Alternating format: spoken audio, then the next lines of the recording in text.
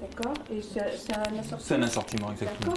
Installé depuis 2 ans au pied du château de Valençay, Castel Praliné s'est très rapidement imposé en référent du chocolat car expert en la matière.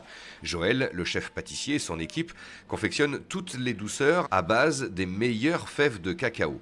Michael en boutique dévoile très simplement certains des secrets de ces fèves de cacao. La plupart des gens pensent que le cacao vient d'Afrique. Oui, il vient d'Afrique. La plus grosse fabrication du cacao vient des provinces africaines, mais ce n'est pas si vieux que ça, puisque à l'origine, le cacaoyer est un arbre d'Amérique latine. Les meilleures fèves de cacao, ce qu'on appelle aujourd'hui la criollo, donc cette espèce de cabosse, on va les retrouver principalement en Amérique latine.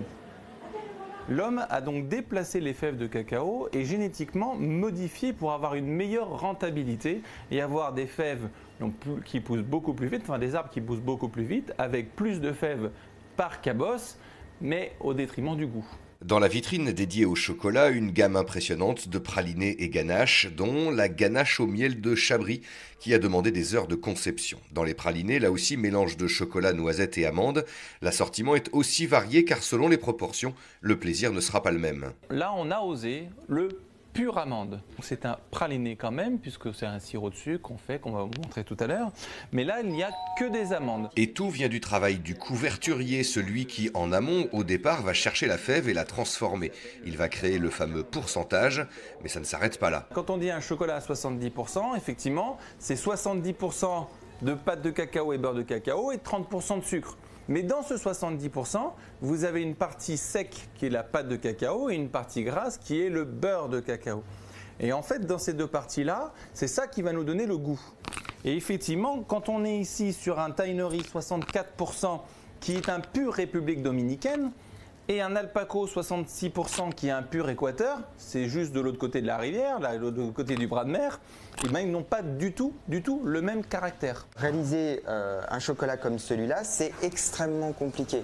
Donc cette fève, il y a un temps de fermentation, ensuite il y a un temps de séchage, ensuite il y a une torréfaction, ensuite elle est émondée pour enlever la petite peau, et ensuite on la broie, ensuite l'avoir broyée, on la...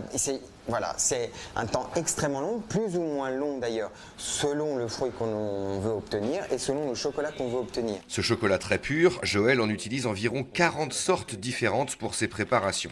C'est le ciment du maçon. Ensuite, du choix des produits et surtout leur fabrication va aboutir à un goût, une texture bien spécifique, comme le célèbre Gianduja. C'est un mélange de noisettes, c'est l'élément principal, de sucre et de chocolat. Toutes les différences qu'il va pouvoir y avoir avec un Gianduja plus industriel, c'est l'ajout de sucres différents, transformés. J'ai ici un sucre glace qui est pur, sans amidon, très fin. Vous voyez, un sucre glace qui est vraiment très très fin, qui me permet ensuite d'avoir une pâte de noisettes, voilà, très saine. Les noisettes, donc avec un bon choix de noisettes, avec une torréfaction que j'ai choisie. Avec la quantité de peau que j'ai choisi d'enlever aussi, j'en garde un petit peu parce que ça ajoute un petit côté, une petite amertume qui peut être intéressante. Et avec un chocolat, encore une fois, que j'ai choisi. Ce que j'aime bien faire avec ça, c'est des petits mendiants.